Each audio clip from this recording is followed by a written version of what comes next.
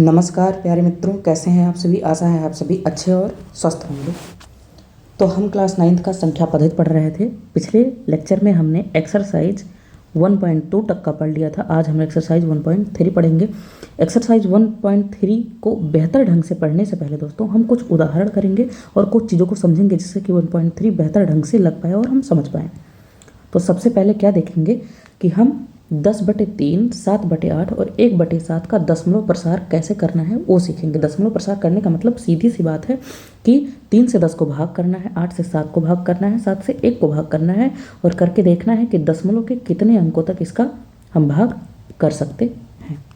भाग करने का जो सीधा सा फॉर्मेट होता है वो आप सभी लोग जानते हैं। मैं फिर से याद दिलवा देता हूँ। यहाँ पे आपका भाजक होता है, यहाँ पे आपका भाज्य होता है और यहाँ पे आपका भागफल आता है और ये जो यहाँ पे आता है वो आपका शेषफल आता है। हमेशा याद रखिएगा कि जो भाजक होता है वो भाज्य से छोटा होना चाहिए, वो भाज्य से छोटा होना चाहिए तभी ये कटेगा। ये छोटा होना चाहिए और ये बड़ा होना चाहिए और शेषफल जो है इससे छोटा आना चाहिए। इन चीज़ों का आप थोड़ा ध्यान रखिएगा। तो सबसे पहले हम करते हैं पहला प्रसार। हम 3 से 10 को भाग करते हैं। तो देखिए 3 त्रिक का 9 हो गया। अब 1 आ गया। अभी अभी हमने बताया था कि जो हमारा भाजक होना चाहिए वो भाज्य से छोटा होना चाहिए। तो देखिए लेकिन यहाँ पे उल्टा हो गया। ये आपका भाज्य है और ये भाजक है। भाजक बड़ा हो गया तो इसको बड़ा बनाने के लिए आपको यहाँ पे 0 बढ़ाना होगा। और 0 कब बढ़ा सकते हैं? जब यहाँ पे आप दशमलव बढ़ाएंगे, इसीलिए इसको दशमलव प्रसार बोलते हैं। तो फिर आप 3 बार जाएंगे, 9 हो जाएगा, फिर 1 हो गया। फिर इसी पॉइंट की वजह से हम फिर यहाँ पे 0 बढ़ा सकते हैं। फिर 3 बार जाएंगे, फिर 9, फिर 1 बचा, फिर 0 बढ़ा सकते हैं। फिर 3 बार जाएंगे, फिर 9 हो गया, फिर 1। ये ऐसे बढ़ता चला जाएगा। इसीलिए हम जो है 10/3 का जो आंसर लिख सकते हैं वो लिख सकते हैं 3.33 और ये बढ़ता चला जाएगा। इसलिए इसको ऐसे डॉट लगा सकते हैं या एक और रूप में लिख सकते हैं। यहीं पे आप जान लीजिए 3 दशमलव और ये 3 देखिए बार बार बार बार केवल 3 ही आ रहा है। तो 3 के ऊपर ऐसे आप बार लगा सकते हैं। तो इसका मतलब ये हो सकता 3 का बार मतलब ये होता है कि 3 बार बार ये लिखा हुआ है। इतनी बार कि जिसको आप समझ नहीं सकते हो कि कितनी बार आ रहा है। ठीक, तो ये आपका हो गया। अब दूसरा करते हैं। दूसरा क्या दिया हुआ है? 7 को भाग करना है 8 से। 7 को भाग करना है 8 से। आपको पता है कि ये बड़ा होना चाहिए इससे। जो हमारा भाज्य है वो भाजक से बड़ा होना चाहिए, लेकिन उल्टा है। तो इसीलिए हम यहाँ पे दशमलव लगाएंगे। यहाँ पे आपका 0 बढ़ जाएगा तो आपका हो गया 70। तो 8 का पहाड़ आप 8 बार पढ़ेंगे तो 64 आ जाएगा। और यहाँ पे आपका 6 बचा। इस दशमलव की वजह से ऐसे यहाँ पे 0 भी लिख सकते हैं, इसका मतलब कुछ ही नहीं होता है। तो इस दशमलव की वजह से यहाँ पे 0 बढ़ा लेंगे। फिर ये 60 हो गया। तो 8 का पहाड़ा जब आप 7 बार पढ़ेंगे तो यहाँ पे 56 आ जाता है। फिर आपका 4 हो गया। उस दशमलव की वजह से 0 और 8 पंचे 40। तो इसका तो बड़ा सीधा शेषफल 0 बचा, तो आगे अब करेंगे नहीं। तो इसका बड़ा अच्छा सा हम लोग का रिजल्ट मिल गया 0.875। कोई कहेगा शेष क्या बचा? तो आप देख सकते हैं सबसे पहले शेषफल हमारा क्या आया है? 6। उसके बाद शेषफल हमारा क्या आया था? 4। उसके बाद हमारा क्या आया था? 0 आया था। कोई पूछे इसमें शेषफल क्या था तो आप क्या बताएंगे? शेषफल 1 आया। फिर क्या आया? फिर 1 आया था। फिर क्या आया? फिर 1 आया था। इसमें बार बार 1 आता चलेगा, इसलिए हम ऐसे डॉट डॉट लगा सकते हैं। तीसरा देखते हैं। तीसरा दशमलव प्रसार क्या कह रहा था? तीसरा दशमलव प्रसार था 1/7 का। तो यानी कि 1 को आप भाग करना है 7 से। तो देखिए उल्टा है, ये छोटा है जबकि ये बड़ा होना चाहिए 7 से। इसीलिए हम यहाँ पे दशमलव लगाएंगे, यहाँ पे 0 बढ़ाएंगे। अब बड़ा हो गया तो 7 का पहाड़ा 1 बार पढ़ेंगे तो 7 1 7 हो जाएगा। आपका 3 शेष बच जाएगा। इस दशमलव की वजह से आप 0 बढ़ा सकते हैं अगर छोटा है तो देखिए 7 से 3 छोटा है, इसीलिए हम 0 बढ़ा लेंगे। फिर 7 का पहाड़ा हम 4 बार जाएंगे तो ये आपका 28 हो जाएगा। फिर आपका शेषफल कितना बचेगा? 2। 0 उतार लेंगे, 2 बार जाएंगे, 7 दूनी 14 हो जाएगा। आपका यहाँ पे 6 शेषफल बचेगा तो इसको स्टार्ट कर सकते हैं। 7 8 आपका 56 हो जाएगा। फिर आपका यहाँ पे शेषफल 4 बचेगा, 0 उतारिए, 7 बचे आपका 35 होता है।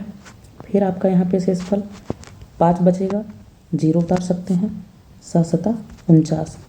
अब आपका शेषफल 1 बचेगा। अब दोस्तों यहाँ पे आप ध्यान से देखिए, हम स्टार्टिंग कहाँ से किए थे, 1 को डिवाइड करना स्टार्ट किए थे और फिर से 1 आ गया।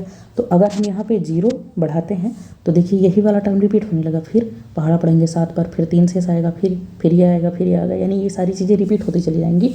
यानी कि फिर से जब हम डिवाइड करेंगे तो फिर से यही चीज़ रिपीट हो जाएगा। 1 4, फिर यहाँ पे 2 आएगा, फिर 8 आएगा, फिर 5 आएगा, फिर 7 आएगा। इसीलिए हम आगे ना करके यहाँ पे ऐसे डॉट डॉट लगा देंगे कि यही चीज़ आपका बढ़ता चला जाएगा और यहीं पे इसको अभी स्टॉप करते हैं। तो इसमें कोई कहेगा शेषफल क्या आ रहा है, तो शेषफल आप बोल सकते हो कि पहले आपका शेषफल कितना आया, यहाँ पे देखिए पहले बार जब आपने किया तो आपका शेषफल 3 आया था, 3, उसके बाद क्या आया है 2, उसके बाद आपका 6, उसके बाद आपका 4, उसके बाद आपका 5, उसके बाद आपका 1 रिपीट हो गया। तो फिर से यही आ जाएगा शेषफल 3 2, फिर आगे लिख देंगे, तो इसलिए यहाँ पे डॉट लगा देंगे। देख लीजिए फिर से आपका 3 शेषफल आएगा, फिर से 2, फिर से 6, फिर से 4, फिर से 5, फिर से 1, यही शेषफल आता चला जाएगा। और आपका यहाँ पे भाजक कितना है, 7 है। और यानी कि हम 1/7 का जो आंसर लिख सकते हैं वो 0.1428557। और ये रिपीट हो रहा है तो इसके ऊपर आप ऐसे बार लगा सकते हैं। इसका मतलब ये सारे अंक पुनः फिर आएंगे, फिर पुनः आएंगे, फिर पुनः आएंगे, ऐसे ऐसे आते चले जाएंगे। अब यहाँ पे कुछ निष्कर्ष हम देखेंगे कि इसको करने से आगे पहले हम इसका आंसर साथ में लिख सकते हैं। हमने किसको किसको भाग किया है, 10 बटे, थोड़ा और नीचे लिखते हैं, हमने 10/3 को भाग किया है, फिर 7/8 को भाग किया है, फिर 1/7 को भाग किया है। 10/3 का आपका आंसर आया था, यहाँ से आप देख लीजिए 3.333, 3.3333 ऐसे डॉट। और इसको आप क्या लिख सकते हैं, 3.3 का बार। इसका कितना आंसर आया था, 0.8752।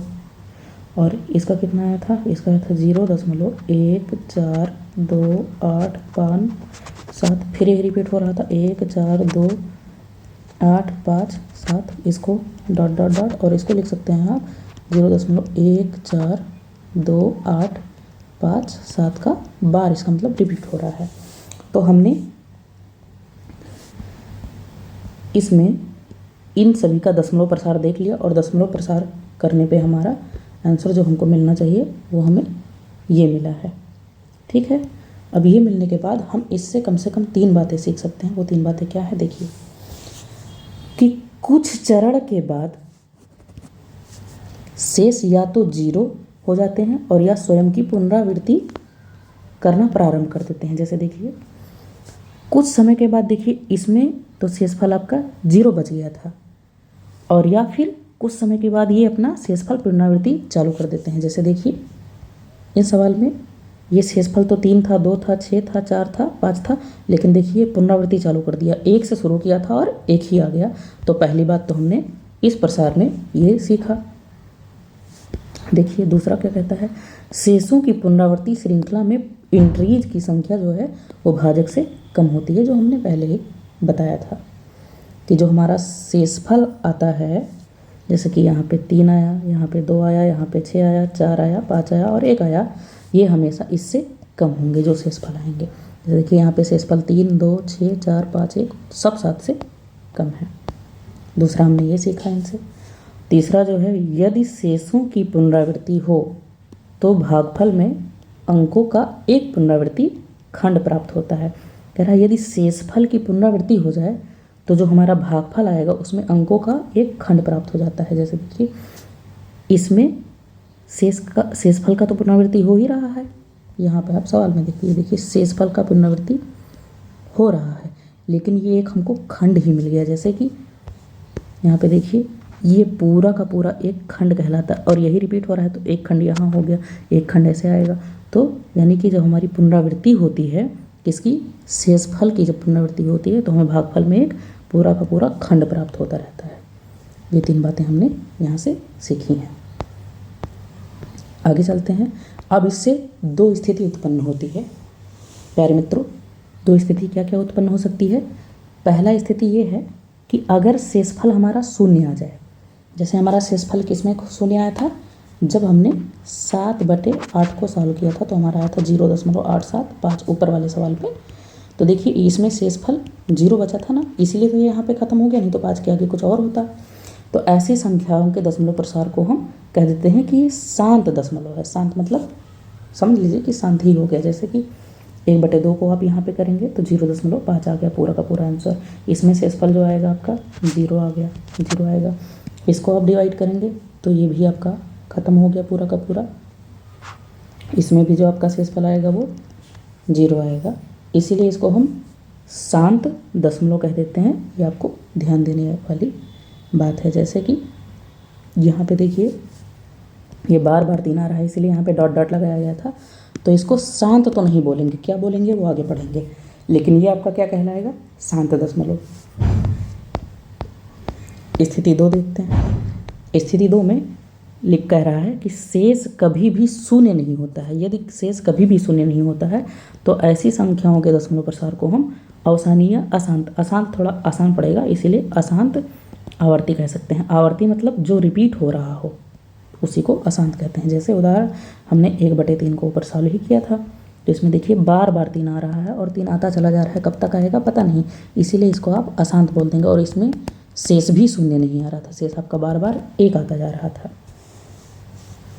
ये देखिए इसको भी हमने ऊपर सॉल्व किया था, तो इसमें देखिए ये इतना एक खंड हो गया, फिर देखिए 1 4 था, फिर 1 4 आने लगा, तो ये भी बार बार रिपीट हो रहा है, कब तक रिपीट होगा कुछ पता नहीं, इसीलिए ये भी आपका अशांत आएगा। और शेषफल भी आपका 0 कभी नहीं आएगा, इसीलिए जब शेषफल कभी भी शून्य नहीं होता है तो उसे अशांत कहते हैं, और अगर शेषफल शून्य आ जाए तो उसे शांत कहते हैं। ये तो स्थिति हमने इससे देखी। अब देखिए कुछ क्वेश्चंस हैं एक्सरसाइज 1.3 शुरू करने से पहले। कह रहा है दिखाइए कि 3.14267 एक परिमेय संख्या है। तो इसका हल, परिमेय संख्या थोड़ा मैं आपको याद दिला दूँ, परिमेय संख्या जो p/q के रूप में लिखा जा सके, और p और q जहाँ दोनों क्या होते हैं, पूर्णांक होते हैं, और q कभी 0 के बराबर नहीं हो सकता है। देखिए 3.14267 इसको बटे में आप 1 लिख दीजिए, बटे में तो 1 लिख ही सकते हैं, और परिमेय संख्या p/q के रूप में लिखना होता है। तो और इस पॉइंट को हटाएंगे तो देख लीजिए पॉइंट के बाद में कितने अंक हैं, 2 2 4 और 2 6, तो आप नीचे 6 0 बढ़ा दीजिए, तो आपका क्या आ गया 3 1 4 2 6 7 8 और बटे नीचे 1 और 6 बार 0 कर दीजिए। ये देखिए ये p/q के रूप में आपका बन गया, और ये भी आपका पूर्णांक है और ये भी आपका पूर्णांक है, और नीचे देखिए ये 0 तो है नहीं, ये बड़ी सी संख्या लिखी हुई है, इसलिए ये एक परिमेय संख्या है, हमने दिखा दिया, लिख दिया। आगे देखते हैं।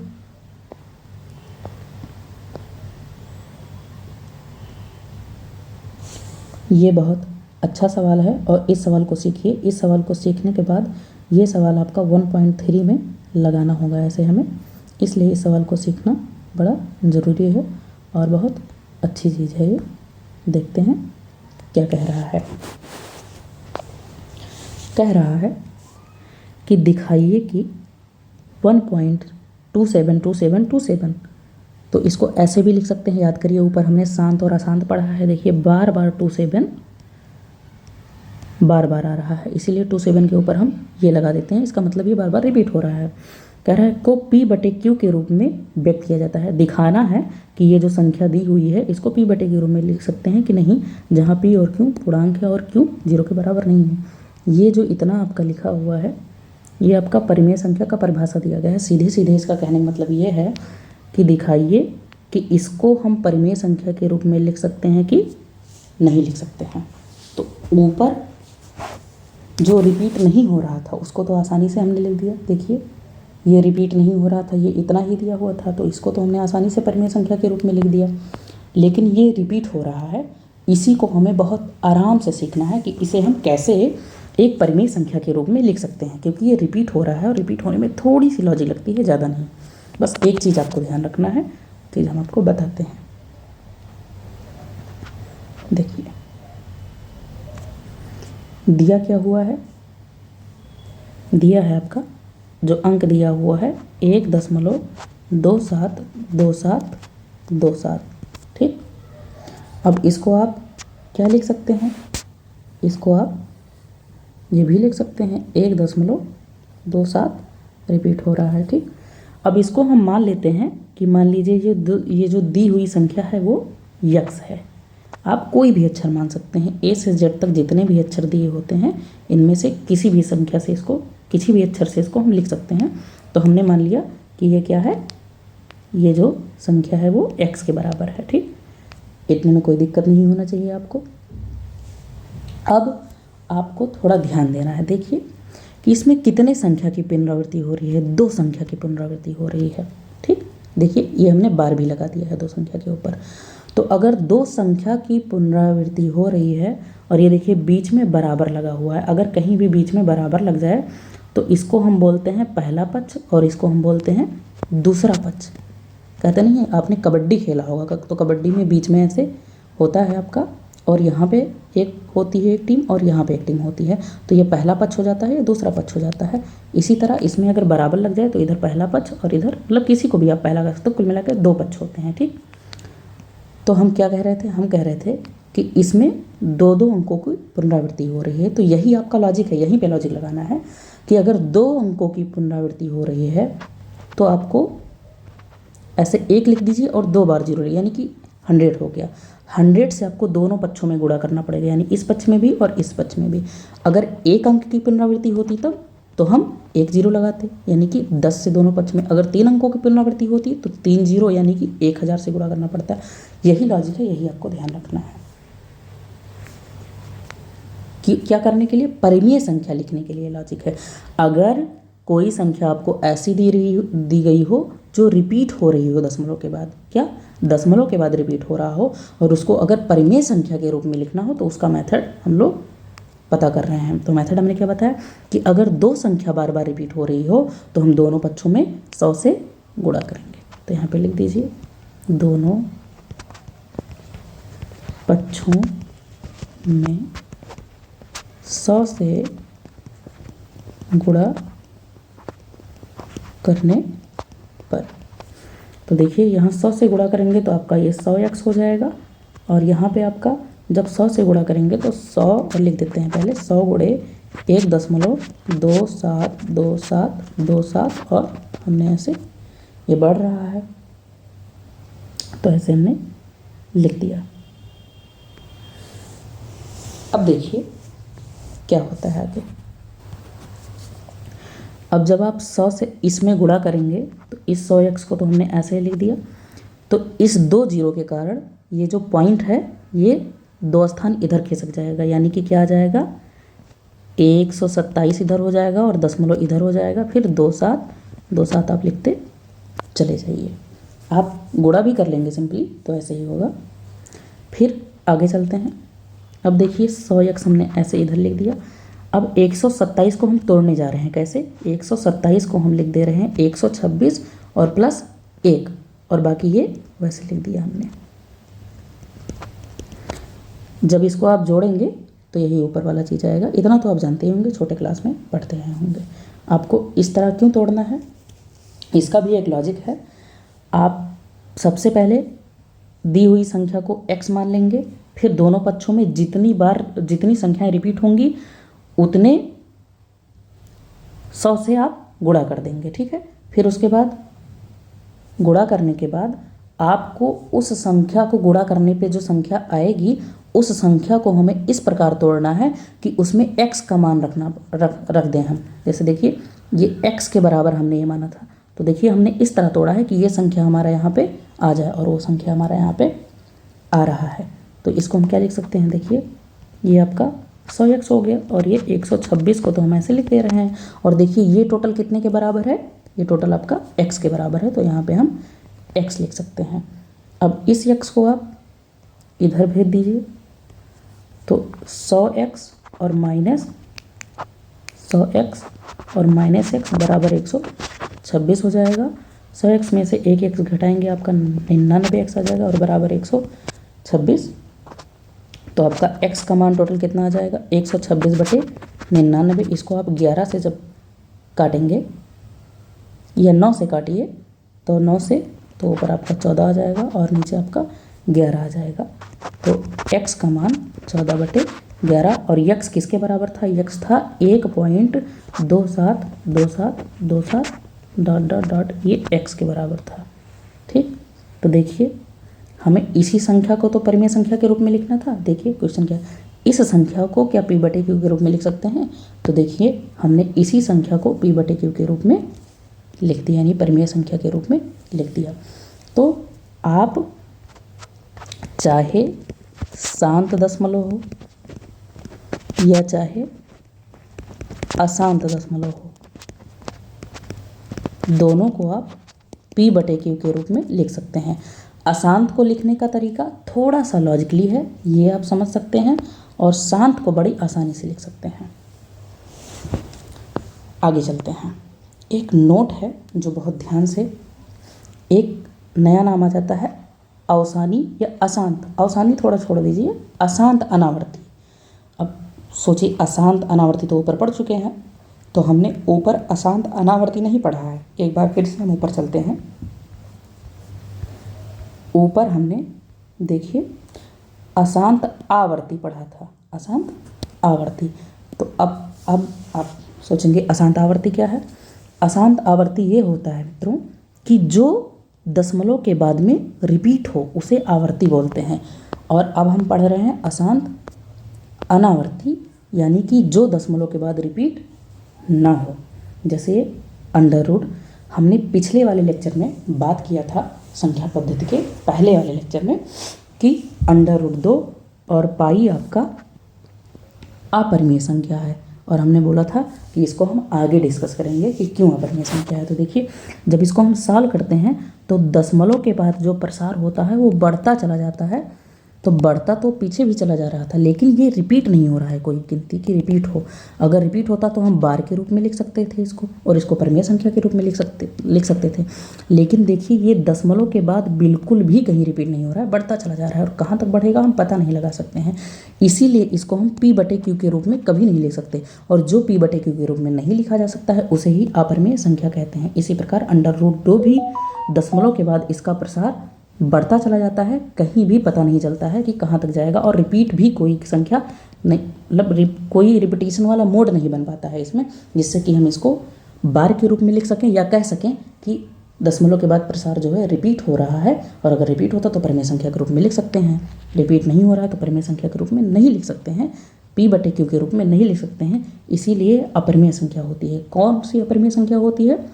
अगर कोई हमारा जो प्रसार है वो अशांत भी हो और साथ में अनावर्ती हो, यानी कि दशमलव के प्रसार के बाद कोई रिपीटिशन वाला हम ना निकाल पाए मोड। यह आप ध्यान रखिएगा। अपरिमेय संख्या को कैसे पहचान सकते हैं? देखिए ये दशमलव के बाद 3 1 है, 3 3 1 है, डबल 3 1 है, तो आप आगे समझ सकते हैं कि 4 बार 3 1 हो जाएगा, फिर आगे 5 बार 3 1 हो जाएगा, ऐसे ऐसे बढ़ता चला जाएगा। यानी कहीं भी कोई रिपीट नहीं हो रहा है।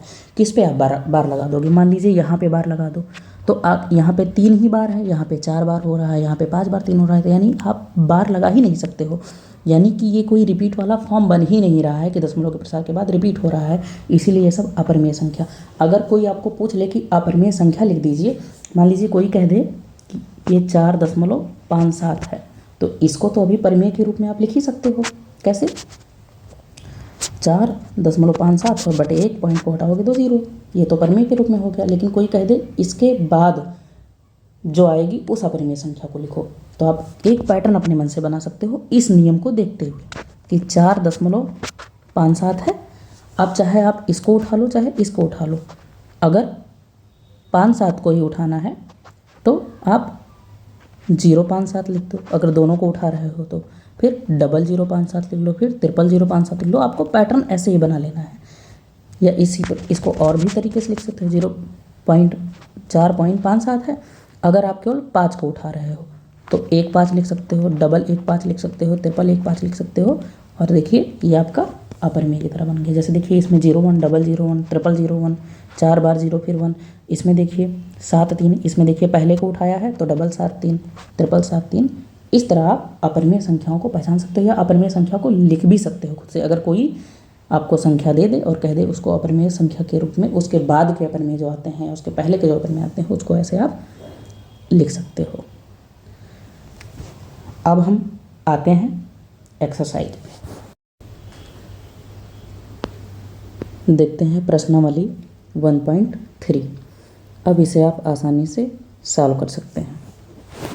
देखिए पहला प्रश्न क्या कह रहा है।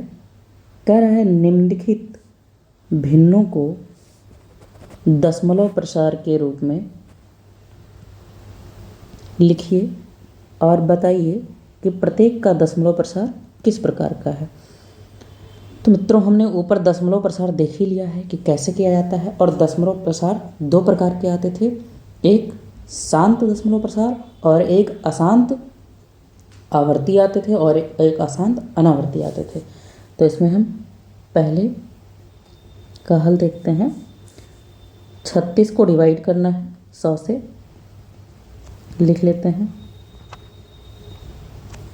ये देखिए 36 छोटा है 100 से और हमने बताया था छोटा नहीं होना चाहिए, इसलिए हम दशमलव लगाएंगे, 0 बढ़ जाएगा तो 360 हो गया और 100 3 आपका 300 हो जाएगा। फिर आपका ये 60 आपका शेषफल बचेगा। इस पॉइंट की वजह से हम फिर 0 बढ़ा सकते हैं और 100 छक्का 600 हो जाएगा। ये देखिए 0 आ गया। याद करिए अगर शेषफल 0 आता है तो वो शांत दशमलव का होता है। तो पहले का जो दशमलव प्रसार हमारा आया वो 0.36 आया और शेषफल आपका 0 आ गया। इसलिए ये दशमलव किस प्रकार का है, तो ये शांत दशमलव आपका है।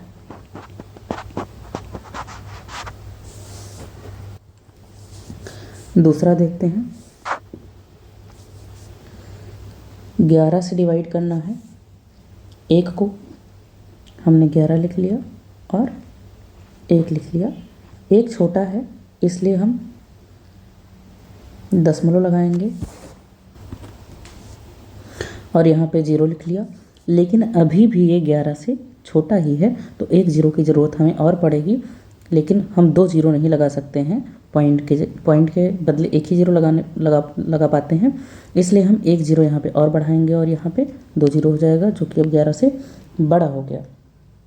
तो अब अगर हम इसे भाग करेंगे तो आपका आ जाएगा 11 9 99, फिर एक शेष बचेगा। तो पॉइंट से हम 1 0 तो ले लेंगे, लेकिन 1 0 और लगाना पड़ेगा, इसलिए हम 0 लिखेंगे, 0 फिर 9 बार गाएंगे, फिर 99 आपका एक शेष बचेगा, फिर 0 लगाएंगे, 1 0 बढ़ा के फिर 1 0 यहाँ 11 9 आपका 99 आ जाएगा 1, और ये ऐसे बढ़ता चला जाएगा।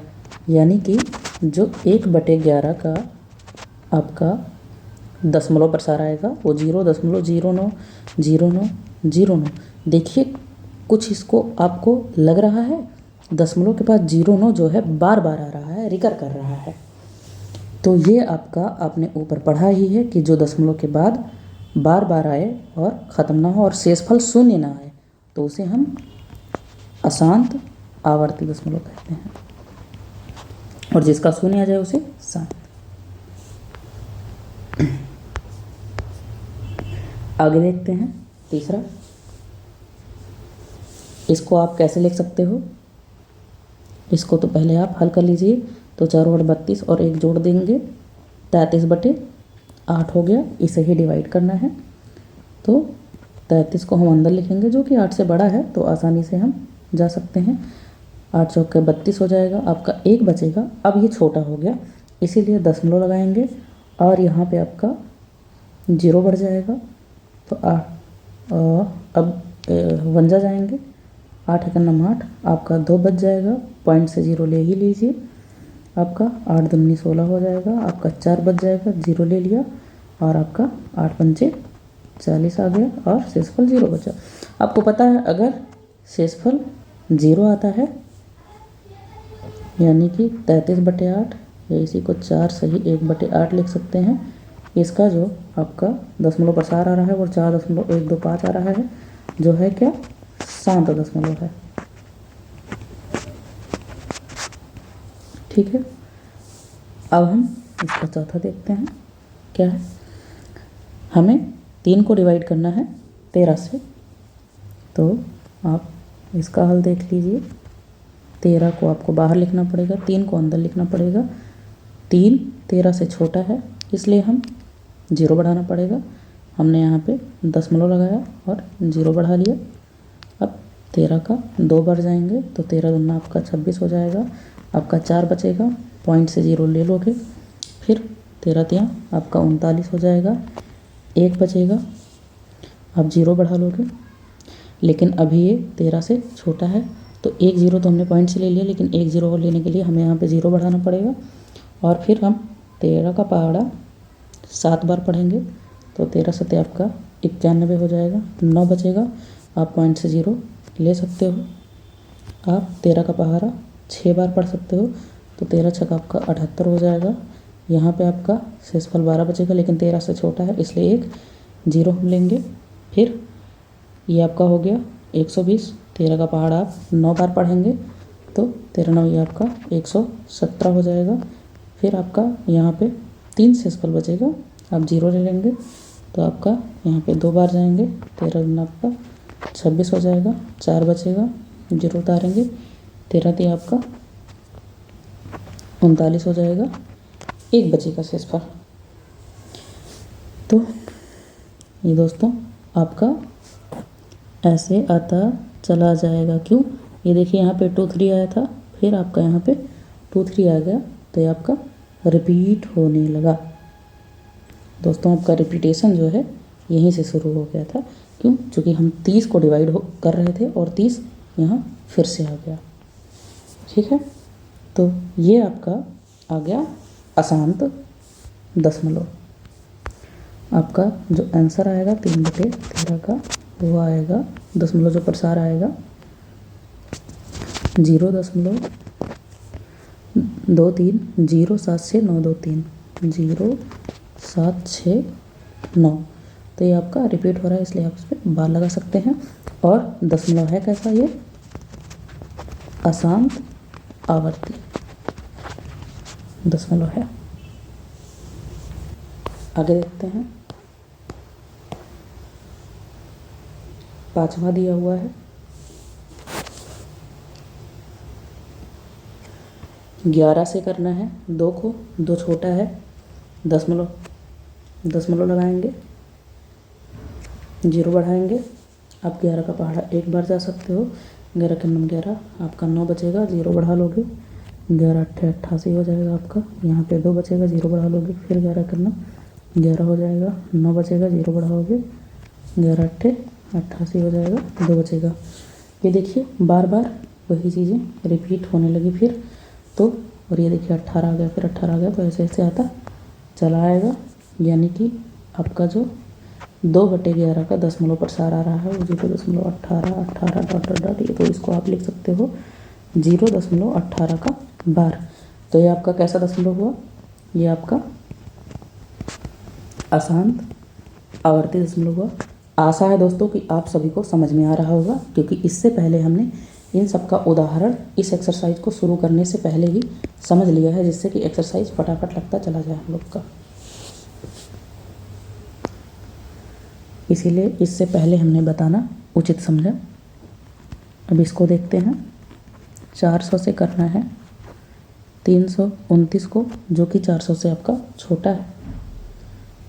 आप दशमलव लगाएंगे और यहाँ पे 0 बढ़ा लेंगे। अब 400 से बड़ा होगा। 400 का पहाड़ा दोस्तों आप पढ़ लीजिएगा, 8 बार जब जाएंगे तो ये 3200 हो जाएगा। अब देखिए 3290 में से 3200 जब चला जाएगा तो आपका जो शेषफल बचेगा 90, और 90 जो कि 400 से छोटा है इसलिए पॉइंट लगाया हम, 0 बढ़ा लेंगे। 2 बार जाएंगे तो 400 दूना आपका 800 हो गया, पूरा का पूरा 100 बच जाएगा शेषफल। 1 0 आप बढ़ा सकते हैं क्योंकि 100 400 से छोटा है। फिर हम 2 बार जाएंगे, फिर आपका 800 हो जाएगा, शेषफल आपका 200 आएगा। इस बार पॉइंट से हम एक बार और 0 बढ़ा लेंगे और 405 आपका 2000 हो जाएगा और शेषफल आपका 0 बचेगा। अगर शेषफल 0 बचता है और ये देखिए भागफल खत्म हो जाता है तो ये आपका होता है शांत दशमलव। जो इस दशमलव का प्रकार है वो 7 दशमलव का प्रकार है। अब दूसरे सवाल पे आते हैं दोस्तों। ये क्या कह रहा है, बड़ा अच्छा सवाल है, थोड़ा ध्यान से देखिएगा। लिखा है आप जानते हैं कि 1/7 बराबर ये होता है, यानी 1/7 का जो प्रसार होता है ये होता है। दोस्तों हमने इस प्रश्नावली को शुरू करने से पहले ही सबसे ऊपर इसका प्रसार देखा था, अगर आप लोग को याद आ रहा होगा तो, नहीं तो वीडियो पीछे करके देख लीजिएगा। वास्तव में बिना, यहाँ पे दोस्तों बिना होना चाहिए, वास्तव में दोस्तों बिना लंबा भाग दिए बिना, क्या आप ये बता सकते हैं कि 2/7, 3/7, 4/7, 5/7 और 6/7 के दशमलव प्रसार क्या होंगे? यदि हाँ तो कैसे? यदि हाँ का मतलब ये है कि अगर आप बिना लंबा प्रसार किए बता सकते हो तो इसका प्रसार क्या होगा? तो बहुत आसान है, हमें पता है क्या पता है कि 1/7 का जो प्रसार होता है वो 0.142857 और यही रिपीट होता है बार बार, इसलिए ऊपर बार लगा दिया जाता है, ये होता है। अब ये पूछ रहा है 2/7 का प्रसार, तो 2/7 को आप क्या लिख सकते हो? 2 गुणे 1/7 लिख सकते हो कि नहीं? देखिए 2 का गुणा 1 में हो जाएगा, फिर से 2/7 आ जाएगा, ठीक है। तो अब 1/7 का मान आपको पता है, 1/7 का मान पता है क्या? ये, तो 1/7 की जगह पे ये रख दीजिए, बराबर 2 गुणे और 1/7 की जगह पे आप रख सकते हो 0.142857।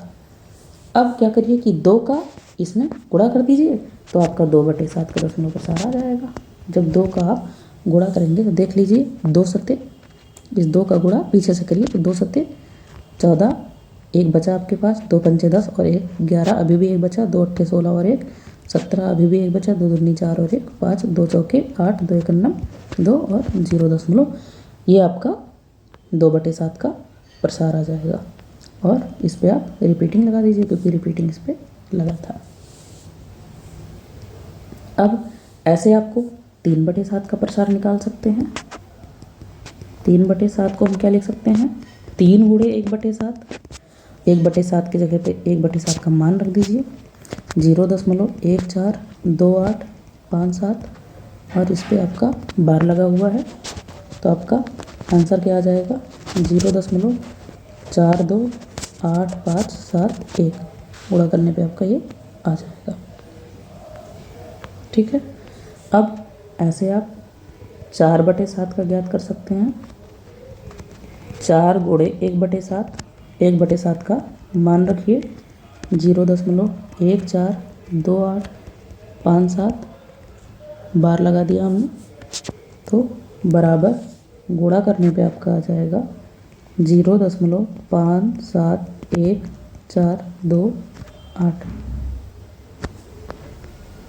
ऐसे 5/7 का निकाल लीजिए, तो 5 गुणे 1/7, 1/7 का मान रख दीजिए 0.142857, बार लगा दीजिए और गुणा करने पे आपका आ जाएगा 0.714285, बार लगा दीजिए। ऐसे हम 6/7 का भी निकाल सकते हैं। 6 गुणे 1/7, 1/7 का मान रखिए 0.142857, बार लगा दिया हमने और इसको गुणा करने पे आ जाएगा 0.85714 गुणा आप कर सकते हैं, इसीलिए हम नहीं कर रहे हैं, एक हमने करके बता दिया था। ये आपका आंसर हो जाएगा फाइनल। आगे बढ़ते हैं, क्वेश्चन 3 देखते हैं। क्वेश्चन 3 में लिखा हुआ है निम्नलिखित को P/Q के रूप में व्यक्त कीजिए, यानी कि परिमेय संख्या के रूप में लिखना है जहाँ P और Q पूर्णांक है तथा Q 0 के बराबर नहीं है। परिमेय संख्या में P और Q पूर्णांक ही होता है और Q 0 के बराबर कभी नहीं होता है। तो पहले का आंसर देखते हैं 0.6, तो 0.6 बटे में 1 लिख सकते हैं, पॉइंट का उठाओगे 10 हो जाएगा, यानी कि 6/10 हो गया ये, ठीक है ना। तो 6/10 ये आपका किसके रूप में हो गया? P/Q के रूप में हो गया। दूसरा देखते हैं। देखिए, इसको हमें p/q के रूप में लिखना है। ये 0.47 का बार का मतलब ये हो रहा है कि 0.474747 रिपीट हो रहा है बार बार। और रिपीटिंग को हमने p/q के रूप में लिखने के लिए ऊपर बताया था कि ये थोड़ा लॉजिकल होता है। जैसे एक बार आइए फिर समझते हैं। देखिए, सॉरी बच्चों, यहाँ पे 0.47 बार लिखा है, इसका मतलब ये हुआ कि 0.4 और 77 आपका बार बार रिपीट हो रहा है। ठीक है, तो हमने पीछे चर्चा किया था कि जो रिपीटिंग होता है दशमलव के बाद, उसका हम p/q के रूप में कैसे लिख सकते हैं। तो यहाँ पे देखिए, केवल एक ही डिजिट रिपीट हो रहा है, इसका मतलब हम 10 से दोनों पक्षों में मल्टीप्लाई करेंगे। पहले तो दो पक्ष हम बना लें। तो माना x बराबर 0.47। ठीक है, अब यहाँ पे केवल एक डिजिट ही रिपीट हो रहा है, इसलिए दोनों पक्षों में हम 10 से मल्टीप्लाई करेंगे। दोनों पक्षों में 10 से गुणा करने पर तो क्या हो जाएगा, यहाँ इधर 10x हो जाएगा और इधर 10 गुणे 0.47 कैसे भी लिखते चले जाओ। तो ये हो जाएगा 10x, और जब 10 का आप इसमें गुणा करेंगे तो ये पॉइंट एक अंक इधर चला जाएगा, तो आपका हो जाएगा 4.777 और ... ठीक है मित्रों, अब क्या कर सकते हैं आप, अब इसको आप समीकरण 1 मान लीजिए ऊपर वाले को, और इसको आप समीकरण 2 मान लीजिए। अब समीकरण 2 में से एक को घटाने पर देखिए क्या मिलता है। तो 2 में इधर क्या है 10x, तो 10x हमने लिख लिया। 1 में इधर क्या है x, तो 10x में से x को हमने घटा दिया। इधर क्या लिखा है 4.777 और रिपीट हो रहा है। घटाना किसे है, इसे 0.4777 रिपीट हो रहा है। देखिए घटाइए, 10x में से x गया, 9x बचेगा आपका इधर, और ये देखिए 4 में से 0 गया तो 4 ही बचेगा। 0.7 में से 4 गया 3 बचेगा, और बाकी जो रिपीट हो रहे हैं ये सब 7 है, और 7 ही घटाना है तो सब 0 हो जाएंगे। अभी टोटल आपका इतना बचेगा।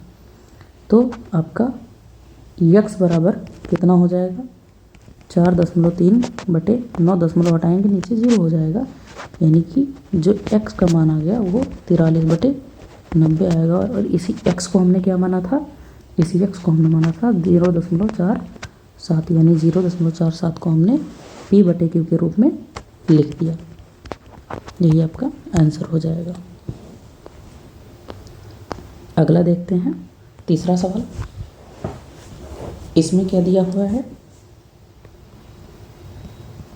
ये भी देखिए, इसका मतलब ये हुआ 0.001 ये 0 रिपीट हो रहा है। क्यों, क्योंकि बार लगा हुआ है। तो फिर उसी तरह हम p/q के रूप में लिखना है, तो वही करेंगे। माना x बराबर 0.001। ठीक, इसे अब देखिए, अगर एक दशमलव के बाद एक अंक पे बार लगता है तो 10 से गुणा करते हैं, 2 पे लगता है तो 100 से। अब इसमें 3 पे लगा है इसलिए 1000 से गुणा करेंगे। दोनों पक्षों में 1000 से गुणा करने पर यहाँ आपका 1000x हो गया, और यहाँ 1000 गुणे 0.001 हो जाएगा आपका। फिर 001 लिख सकते हैं, और ऐसे बढ़ रहा है। अब देखिए, ये 1000x है बराबर, ये आपका जब 1000 का इसमें गुणा होगा तो देखिए 3 0 है, तो ये 3 अंक बाद इधर हो जाएगा, यानी 1 के बाद हो जाएगा। तो ये आपका हो जाएगा 1.001, और ये आपका बढ़ता चला जाएगा। इसको समीकरण 2 मान लीजिए और यहाँ इसको समीकरण 1 मान लीजिए। फिर वही काम समीकरण 2 में से 1 को घटाने पर, तो इधर क्या है 1000x लिख दिया मैंने और घटा दीजिए x को, और इसमें इधर क्या लिखा है 1.00, 1 हो गया आपका, और फिर 0 0 1 हो जाएगा, ऐसे से बढ़ता चला जाएगा। और माइनस करना है क्या इसको, तो 0.001 और ये बढ़ रहा है, इसको हमने माइनस किया है। माइनस करने पे आपका क्या आ जाएगा, देखिए इधर ये आपका 1000 में से 1000x में से 1x जाएगा, तो ये आपका 999 x बचेगा। और बराबर देखिए दोस्तों, इस 1 में से 0 जाएगा तो 1 बचेगा, और यहाँ पे देखिए ये 001, यहाँ 001, फिर 001 आएगा, फिर 001, तो सब घट जाएगा तो केवल 0 बचेगा, यानी कि केवल 1 बचेगा, उधर 0 हो जाएगा दशमलव के बाद। तो आपका x बराबर आ गया 1/999, और यही x किसके बराबर हमने माना था, 0.001 के बराबर माना था। तो इसको भी हमने p/q के रूप में लिख दिया। ये आपका रिक्वायर्ड आंसर हो जाएगा। आगे देखते हैं।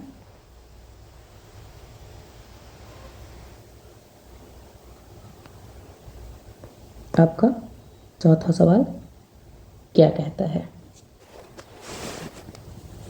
कह रहा है मित्रों कि 0.9999 ऐसे बढ़ता जा रहा है को p/q के रूप में व्यक्त कीजिए। क्या आप अपने उत्तर से आश्चर्यचकित हैं? तो पहले उत्तर निकालेंगे तब पता चलेगा कि आश्चर्यचकित हैं कि नहीं है। इसको हल करते हैं। 0.999 बढ़ता जा रहा है, इसका मतलब इसको आप लिख सकते हो 0.9 का बार। तो देखिए रिपीट हो रहा है, तो आपको पता ही है कि कैसे p/q के रूप में लिखते हैं। तो माना x बराबर 0.9 का बार, या इसी को लिख सकते हैं 0.999 बढ़ रहा है, इसको समीकरण 1 मान लीजिए। देखिए एक अंक ही रिपीट हो रहा है, इसलिए दोनों पक्षों में आपको 10 से गुणा करना पड़ेगा।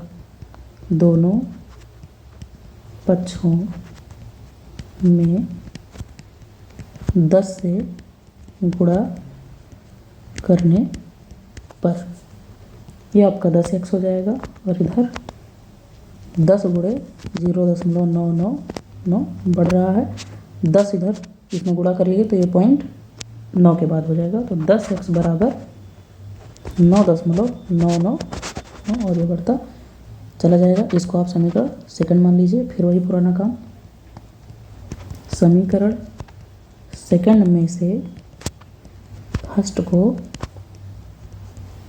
घटाने पर, सेकंड में 10x है इधर और उधर x है, तो -x और बराबर 9.999, और ये बढ़ रहा है और घटाना है 0.999, ये भी बढ़ रहा है।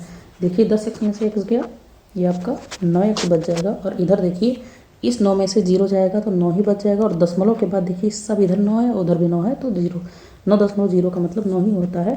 तो x बराबर 9/9, x बराबर 1 आ गया।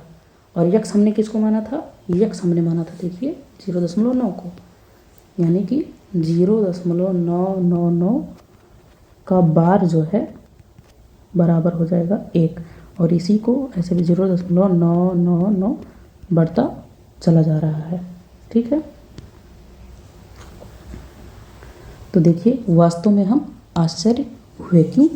देखिए कि 0.999 अगर बढ़ता जा रहा है तो ये बराबर किसके हो जा रहा है, 1 के। ऐसा हमने हल करने से पहले सोचा ही नहीं होगा कि ये बराबर 1 के आएगा, इसलिए ऐसा उत्तर देख के हम आश्चर्य तो जरूर हुए। तो ये जान लीजिएगा कि 0.999 बढ़ता जा रहा है, तो ये लगभग किसके पास पहुंच रहा है, 1 के पास तो पहुंच ही रहा है। इसीलिए ये दोनों ज़्यादा डिफरेंस नहीं है 0.99 और 1 के बीच में, इसीलिए ये दोनों क्या हो जाते हैं, इक्वल हो जाते हैं, बराबर हो जाते हैं। अगले प्रश्न पे चलते हैं। लिखा है 1/17 के दशमलव प्रसार में, इसका मतलब 1/17 का दशमलव प्रसार करना है। आगे देखते हैं। अंकों की पुनरावृत्ति खंड में अंकों की अधिकतम संख्या क्या हो सकती है। ये कह रहा है कि जब आप 1 को 17 से भाग करोगे तो यहाँ पे जो आपका भागफल आएगा ये रिपीटिंग वाला आएगा, यानी कि अशांत आएगा। तो इसमें कितनी संख्या होंगे जो बार बार रिपीट करेंगे, यही हमें प्राप्त करना है। तो हम भाग करके देखते हैं क्या आएगा। भाग थोड़ा लेंदी होगा इसलिए घबराइएगा मत आप सभी। इसको हल करते हैं। 17 1, देखिए 1 छोटा है 17 से इसलिए हमें पॉइंट लगाना पड़ेगा। 0 बड़ा है, अभी भी छोटा है तो 0 बढ़ा के 100 कर लिया हमने। तो 17 का टेबल 17 पचे 85 हो जाएगा आपका। यहाँ पे आपका शेषफल बचेगा 15। तो आपका 1 0 बढ़ा लीजिए तो 8 बार जाएंगे। 17 8 आपका 136 हो जाएगा। आपका शेषफल 14 बचेगा, 0 बढ़ा लीजिए। फिर 17 8 आपका 136 हो जाएगा। आपका शेषफल 4 बचेगा, 0 बढ़ा लीजिए। 17 गुना आपका 34 हो गया। शेषफल जो आपका होता है वो यहाँ पे 6 बचेगा, 60 हो जाएगा। 17 3 51 हो गया आपका। फिर आपका शेषफल 9 बचेगा, 0। 17 बचे 85 हो जाएगा। आपका शेषफल यहाँ पे 5 बचेगा, 0 बढ़ाएंगे। 17 गुना आपका 34 हो जाएगा। शेषफल आपका यहाँ पे 16 बचेगा और 160 हो जाएगा। तो 17 नहीं आपका यहाँ पे 153 हो गया। 160 में से 153 घटाएंगे तो आपका 70 बचेगा। तो 17 चौका आपका फिर 68 हो जाएगा। शेषफल आपका 2 बचेगा। आप 0 बढ़ाएंगे। 17 51 17 हो जाएगा यहाँ पे। फिर आपका 3 बचेगा, 0 उधारेंगे। 17 9 34 होता है इसलिए फिर एक बार जाएंगे। 17 51 17 हो जाएगा। अब आपका 13 बचेगा, 0 बढ़ाएंगे। 17 7 17 7 119 हो जाएगा। आपका 11 बचेगा, 0 बढ़ेगा। 17 छक्का 102 होगा यहाँ पे। तो आपका 8 बच गया, 0 बढ़ाएंगे। 17 चौका 68 हो जाएगा। आपका शेषफल 12 बचेगा। 17 7 119 हो जाएगा। शेषफल 1 बचेगा। दोस्तों देखिए 17 से हमने 1 को डिवाइड करना शुरू किया था और फिर से एक शेषफल हो गया। इसका मतलब फिर से अगर हम डबल 0 बढ़ाएंगे तो फिर से वही सारी चीज़ें आने लगेंगी, यानी रिपीटेशन मोड यहाँ से शुरू हो जाएगा। तो देखते हैं कि हमने 17 से डिवाइड किया 1 को तो हमारा क्या क्या आया। हमारा आया है 0.0588825 इसके बाद ये रिपीट होने लगेगा। मैच कर लीजिएगा। तो देखिए कितने डिजिट हैं, 1 2 3 4 5 6 7 8 9 10 11 12 13 14 15 16, यानी कि जो हमारे रिपीटिशन में जो डिजिट की संख्या होगी वो 16 डिजिट होगी। यही पूछ रहा था प्रश्न में कि प्रसार में अंकों के पुनरावृत्ति खंड में अंकों की अधिकतम संख्या कितनी हो सकती है। तो अंकों की अधिकतम संख्या कितनी हो सकती है, 16। और जो कि संख्या कौन कौन सी है, ये है आपकी, ये रिपीट होने लगेगा। अगर डॉट डॉट ना लगाना चाहो तो इसी पे आप बार लगा सकते हो, ये अंक रिपीट हो रहे हैं। ये आपका रिक्वायर्ड आंसर हो जाएगा। अगले क्वेश्चन पे चलते हैं।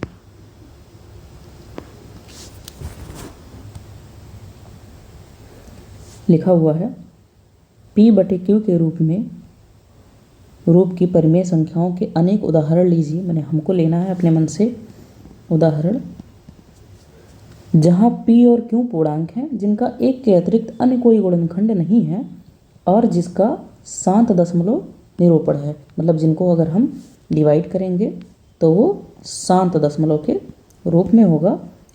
क्या आप अनुमान लगा सकते हैं कि Q को कौन सा गुण अवश्य संतुष्ट करना चाहिए। तो ये तो बाद में अनुमान लगाएंगे, पहले हम उदाहरण लेते हैं। तो उदाहरण के तौर पे हम मान लीजिए हम 2-3 उदाहरण ले लेते हैं। 7/2 ले लिया हमने, 11/5 ले लिया हमने और 21/8 10 ले लिया हमने। तो इसको डिवाइड करते हैं, तो जैसे देखिए 7/2 को डिवाइड करते हैं तो 2 तियाँ 6, 1 बचा, दशमलव लगाया 0, 2 पंचे 10, शून्य आ गया। यानी कि जो इसका आया वो 3.5 आया, इसका भी ऐसे 2.2 आएगा और इसका भी ऐसे 2.1 आएगा। अब देखिए हर को ऑब्जर्व करिए, ये तो हमने अलग अलग उदाहरण ले लिया। अब कह रहा था जिनका शांत दशमलव निरूपण है, देखिए सबका दशमलव शांत आ रहा है, यानी कि यही शेषफल शून्य आ रहा है तो शांत दशमलव है, और दशमलव के बाद कोई रिपीट नहीं हो रहा है, ख़त्म हो जा रहा है यहीं पे। अब देखिए क्या आप अनुमान लगा सकते हैं कि क्यू को कौन सा गुण अवश्य संतुष्ट करना चाहिए। तो क्यू मतलब डिनोमिनेटर मतलब हर। ये देखिए यहाँ पे ये 2 है, यहाँ पे 5 और यहाँ पे 10 है। इसका मतलब क्यू हमारा क्या क्या हो सकता है, 2 हो सकता है, 5 हो सकता है या 10 हो सकता है। 10 का मतलब ये हुआ कि दोनों का गुणनफल हो सकता है, 5 और 2 का गुणनफल हो सकता है, ये 10 का मतलब हुआ। तो हमने क्या अनुमान लगाया, इसको हम शब्दों में लिख सकते हैं कि किसी परिमेय संख्या मतलब P/Q संख्या का दशमलव प्रसार शांत होगा। कब शांत होगा, क्या ऑब्जर्व किया हमने कि जब हर में केवल 2, 5 अथवा दोनों हो। दोनों का मतलब, दोनों में हो मतलब हर में 10 हो या दोनों का गुणनफल हो, बात एक ही है, दोनों होते हैं। आगे बढ़ते हैं। लिखा हुआ है ऐसी 3 संख्याएं लिखिए जिनके दशमलव प्रसार अनवसानी अनावर्ती है। अनवसानी मतलब, अनावर्ती मतलब अशांत अनावर्ती है, यानी कि जो रिपीट ना हो। जैसे हमने पाई बताया था, जैसे हमने √2 बताया था, जैसे हमने √3 बताया था, ये सब अपरिमेय संख्या होती हैं। क्या, अपरिमेय। तो हमें 3 संख्या ऐसी लिखनी है जो क्या हो, ये सीधे सीधे कह रहा है कि 3 आप अपरिमेय संख्याएं लिख दीजिए। तो इसको हमने ऊपर उदाहरण में पढ़ा था, उदाहरण में लिखना पढ़ा था। तो इसका हल सबका अलग अलग हो सकता है। जैसे यहाँ पे हम लिख देते हैं 3 ही लिखना है तो 3 हम कोई भी लिख सकते हैं। जैसे हमने लिख दिया 0.70, फिर हमने इसी को पकड़ लिया 700, फिर 700, फिर 7 4 बार 0 और ऐसे बढ़ता चला जाएगा। देखिए कहीं पे शांत हो रहा है नहीं। अगर हम इसको शांत बनाना चाहें तो आगे 4 0 आ जाएगा और आगे 5 0 आ रहा है, तो ये एक अपरिमेय संख्या है। और या फिर इसी को बोल सकते हैं कि अशांत अनावर्ती है। दूसरा उदाहरण ले सकते हैं आप 0.14 114 114 4 बार 14 और ऐसे डॉट। तीसरा उदाहरण ले सकते हैं 0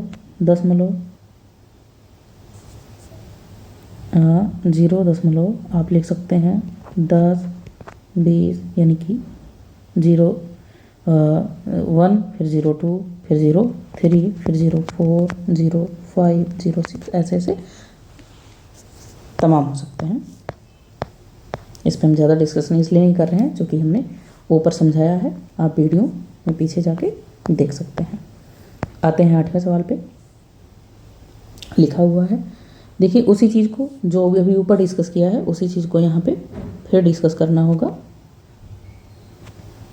आप यहाँ पे डिस्कस कर सकते हैं फिर से। देखिए 2 परिमेय संख्याएं दी हुई हैं 5/7 और 9/11। इसके बीच में हमें 3 अपरिमेय संख्याएं लिखनी है। 3 अपरिमेय संख्याएं लिखनी है।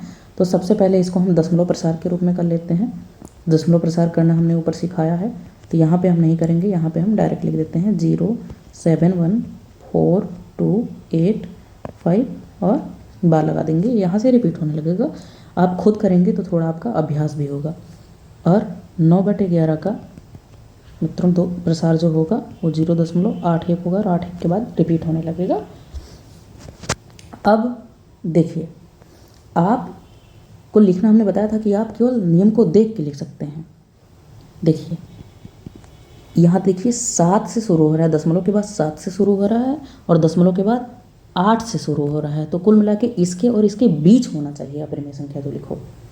और अपरिमेय संख्या लिखने का मतलब क्या हुआ?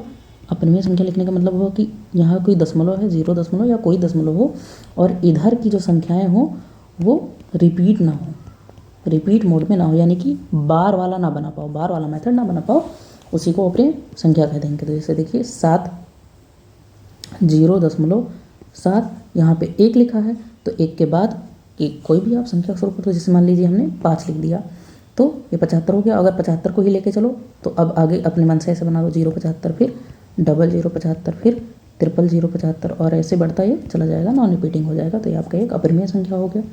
दूसरा ऐसे लिख सकते हैं 0. हमने 7-5 ले लिया, यहाँ पे मान लें 7-6 ले लिया, फिर 7-6, और हमने एक पैटर्न बना दिया, मान लीजिए हमने लिख दिया 74, फिर इसी 7-6 को मान लीजिए रिपीट हम कर रहे हैं, तो ये आपका हो गया 76, फिर ये आपका मान लीजिए 74 डबल बार आ गया, तो आपका फिर 76, फिर 74 आ गया, फिर आपका 76 आ गया, तो ये नॉन रिकरिंग बन जाएगा। फिर तीसरा आप देख लीजिए, ऐसे माध्यम हमने ले लिया 0, 7, 8 ले लिए, तो यहाँ पे हमने लिख दिया 0-800 मान लीजिए लिख लिया, फिर 7-8 रिपीट हो गया, फिर 00 और ये 800 था तो 8000 हो गया, फिर 7-8 रिपीट हो गया, फिर हमने 000 ले लिया और यहाँ पे भी एक 0 बढ़ा दिया, फिर 7-8 रिपीट हो गया, तो ये रिपीट होता चला जाएगा। इसी तरह आप बहुत सारे अपरिमेय संख्या लिख सकते हैं, ये हर बच्चों का अलग अलग हो सकता है। आइए नेक्स्ट क्वेश्चन पे आते हैं, और ये शायद ये 1.3 एक्सरसाइज का लास्ट क्वेश्चन भी होगा। बताइए कि निम्नलिखित संख्याओं में कौन कौन संख्याएं परिमेय और कौन कौन संख्याएं अपरिमेय है। देखिए सीधी सी बात है, ये तो आपको दिख ही रहा है, परिमेय और अपरिमेय पे हमने पिछले वीडियो में ढेर सारा चर्चा किया है।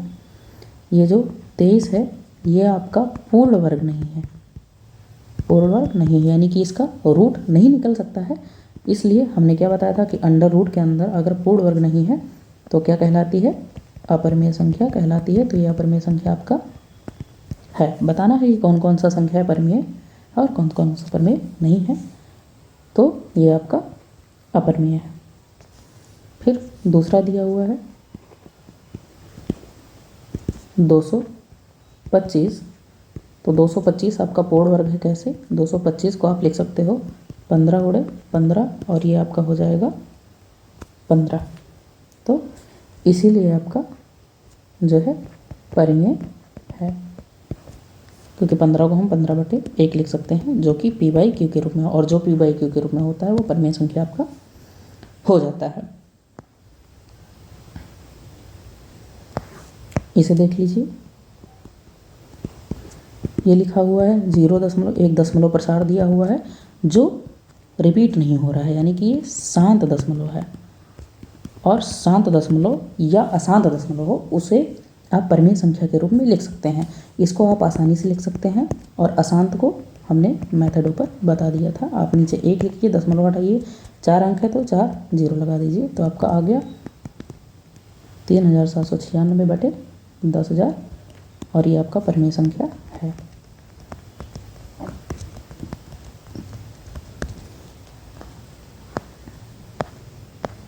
आगे आते हैं, देखिए दिया हुआ है 7.478,4, फिर जो है 7-8। इसको ध्यान से देखिए, इसने डॉट लगा दिया, इसको ध्यान से अगर देख लीजिए तो ये देखिए 478, फिर 478, इसका मतलब फिर 478 आएगा। इसका मतलब ये जो है अशांत आवर्ती है, और अशांत आवर्ती को हम एक परिमेय संख्या के रूप में लिख सकते हैं, तो इसीलिए ये आपका परिमेय संख्या है, और इसको लिखना आप जानते ही हैं कि कैसे लिख सकते हैं। इसको x मानेंगे, फिर उसके बाद 3 अंक आपके रिपीट हो रहे हैं, 1000 से दोनों तरफ गुणा करेंगे, फिर आपका आ जाएगा। आगे देखते हैं 5वां। ये दिया हुआ है 1.10, 100, 100, 100, फिर 150 ऐसे आएगा। तो देखिए ये कभी रिपीट नहीं बनेगा, ये आपका अशांत अनावर्ती है, यानी रिपीट नहीं हो रहा है। और अशांत अनावर्ती आपका क्या होता है, अपरमेय होता है, परमेय नहीं होता है। ठीक दोस्तों, अगर वीडियो अच्छा लगा हो तो लाइक, शेयर और सब्सक्राइब करिए। धन्यवाद। मिलेंगे अगले वीडियो में कुछ और अच्छी बातों के साथ, अच्छी जानकारी के साथ, और एक्सरसाइज 1.4 सॉल्व करेंगे।